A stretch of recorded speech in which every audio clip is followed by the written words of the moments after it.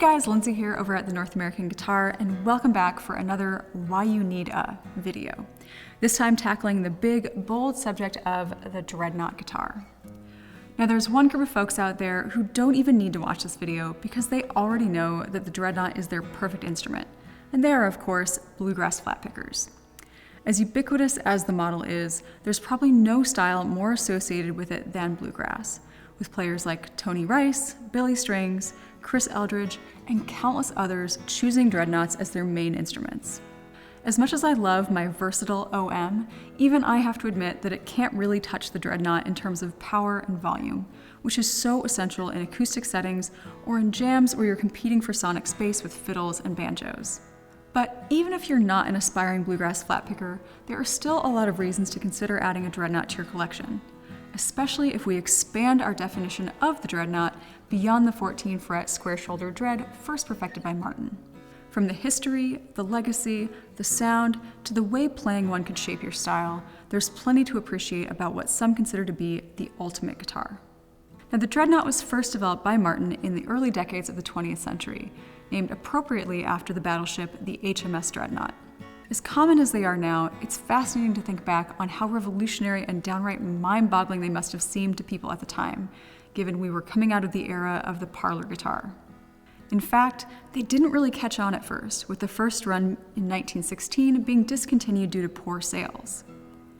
However, given that this was still a time when amplification wasn't very common, Martin saw that there was a need for large, loud guitars, and they reintroduced it in the early 30s around the same time as the OM, which it eventually eclipsed.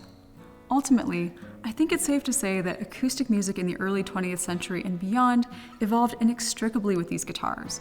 What we know of as the sounds of bluegrass, country, and folk is in a lot of ways defined by the Dreadnought. Now, that history alone is enough reason to at least give a Dreadnought a try. But let's dig into what defines the model.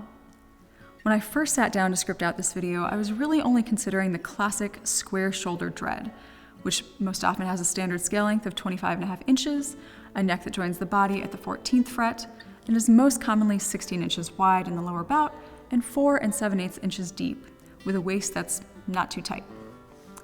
Given that the model is geared towards flat picking, a 1 11/16 inch nut width is fairly common, but 1 3/4 is seen quite a lot as well.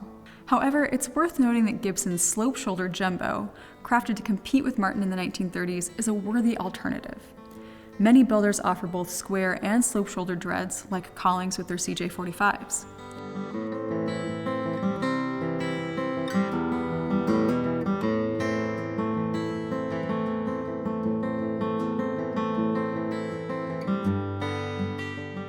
Many jumbos are short scale, which has its own impacts on the sound and playability of the guitar, but the standard scale length advanced jumbo fills a very similar musical role as the square-shouldered dread.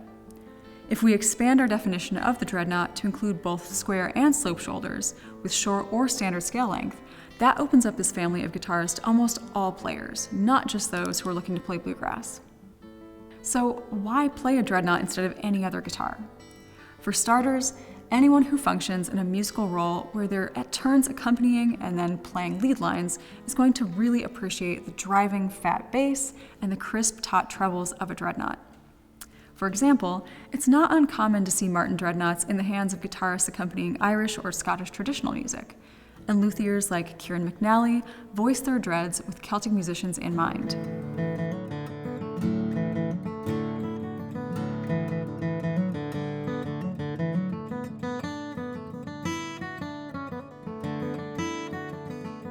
The medium gauge strings and the relatively high action of the Dreadnought lend itself well to drop tunings, percussive accompaniment, and the occasional flat-picked melody.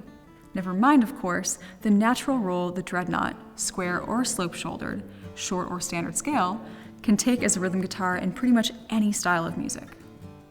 On the other hand, while the Dreadnought might not be the obvious choice for fingerstylists, given that nowadays we have so many other options more geared towards that style of playing, during the mid-20th century, countless fingerpickers made do with Dreadnoughts and jumbos, and often to great effect. The strong rhythmic playing of folks like Doc Watson or Merle Travis works fantastically on a Dreadnought. While a dread optimized for bluegrass flat picking with medium gauge strings and high action might not be the best fit for slinky, snappy string bending involved in some fingerstyle, It is absolutely possible to make a Dreadnought with the right setup, or better yet, a short-scale jumbo, work well too. John Renbourn, Davy Graham, and plenty of other early fingerstyle masters played jumbos and dreads before the OM came back into fashion.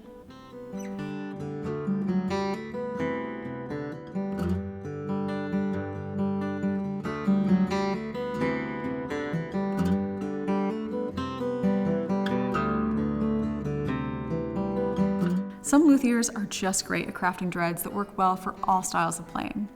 I always find Collings Dreadnoughts to be versatile enough for both approaches, and every Fredholm Dreadnought that we've had here at TNAG, like this one, is surprisingly responsive for fingerstyle, while still having the power and the clarity for flat picking.